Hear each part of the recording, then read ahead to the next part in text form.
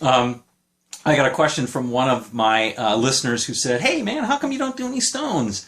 And I thought about it for about 2 seconds and I said, I don't know. I'm not sure why. I don't do some. So let's start out doing one of the easier ones. We'll do Beast of Burden, but also not just the easier one, but really cool. And, that was one, really kind of, I don't know, it just gets you, this one. And it's super fun to play in a band. And so what I'll do is, what's also nice about this is you can play it in standard tuning. You don't have to retune to open D or open G like Keith often did. So we're going to do this one, and I'll show you the basics of it, and then I'll show you some of the variations that you can do, because in the song it's played over and over and over and over, and it's pretty cool if you can play lots of different places and a few different things to maybe make it a little bit fuller, or play it in a different part in the neck, or whatever, to spice it up just a little bit. Which often happens when you're the only guitarist in the band, and you gotta sound like two guitarists, right? Because Keith always had Ronnie Wood there helping him along. All right, so we're going to do that. So here we go. I'm just going to show it to you. We'll do it without stopping. I think it's good to get the whole gestalt of the guitar by playing it out. It's not that complex. All right, so let's start out with just kind of the basics of what it is. You start out with a B chord. There's basically only 4 chords here. We're going to play a B. We're going to play a C sharp minor. Oh, I'm sorry. We're going to play a B. We're going to play an E. We're going to play a C sharp minor. And we're going to play an A. That's an A. Doesn't sound like, or maybe it sounds like it. I don't know. But it's a little bit different. All right. So the basics of it are all on the 4, 3, and 2 strings. So if you play a B up here on the 7th, right, you play that big bar B, right, that guy right there, and but you just play on the 4th, 3rd, and 2nd strings, like so, right, on the, I guess this is the 9, 8, and 7th fret. So play that, and then as it's still ringing, you'll pivot to playing your 3rd finger all the way down on that. On the 9th fret, over the 2, 3, and over the 4, 3, 2, like that. You'll just kind of lay it down. Okay, so that's how it starts. So it starts like this.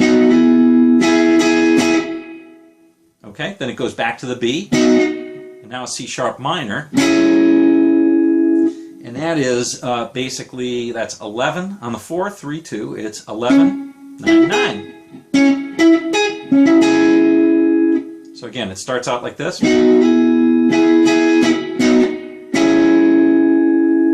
Okay, now here's the cool thing that Keith always did it a ton of times.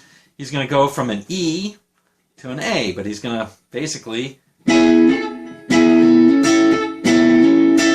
So we're going to play the following. We're going to lay down our first finger across the 9th fret on the 4, 3, and 2 strings. And we're going to play, on our 2nd finger, we're going to play that 10th fret on the 2nd. We're not going to play it the first time. Okay, we're just going to stroke the 4th and the 3rd strings, but that's going to be sitting there waiting for us. And we're going to hammer on to the 11th on the 4th string, like so. And if you hit that 2nd string and you get that open sound, that's cool. It's all right. Sounds good. Like that. All right, so let's do the whole thing.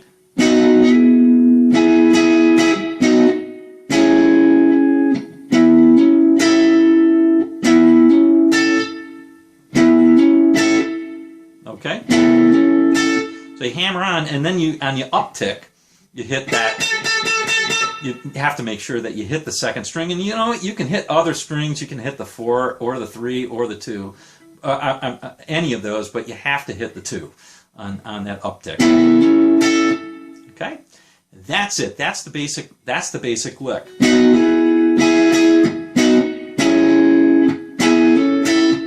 Okay, now you can add to variations. So there's some simple ways to thicken it up.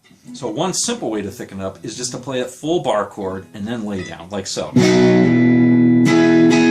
Don't worry if some other strings are ringing a little bit. It's okay, it's the Stones. You want it to be nice and loose. Okay, another way that you can thicken it up is by playing the full C sharp minor on the 9th, right? We'll play that full bar chord. Now, here's a really cool way to thicken up that A. Instead of playing, just stroke the 5th, but leave it open all the way to the nut, right? So, see how you're using that? Very cool, huh? I love that sound. So it sounds like, thickening it up sounds kind of like this.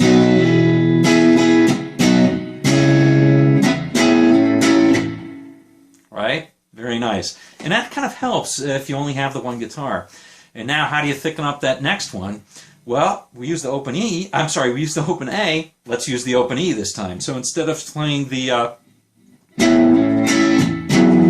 instead of playing this, I can also use my open E and bar across.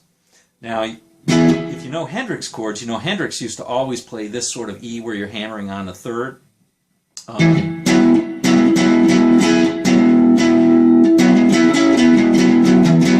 That kind of stuff. You can do that too, which is pretty cool. So here, what I'm playing is, I'm playing on the 5th, 4th, and 3rd strings. I'm playing on the 9th fret, and I'm hammering on the 5th to the 11th. But I'm also playing the open E on the 6th string. And you hear that depth. It's really cool depth, all right? All right, so if you're playing this in a band, what's really helpful is if you find all the chord fragments all over the place. Like, for example, if you're playing an E, E is a great one, right? So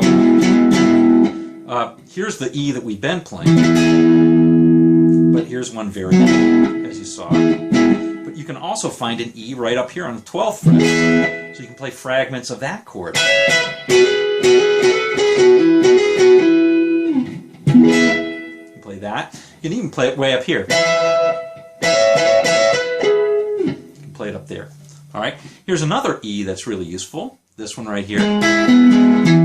Imagine playing your open C position and then bring it up, I guess 1, 2, 3, 4 frets. So your root is on the E on the 5th.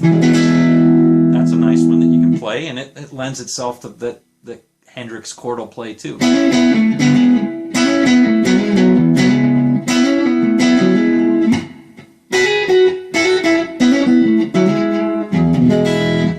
All sorts of neat stuff you can play.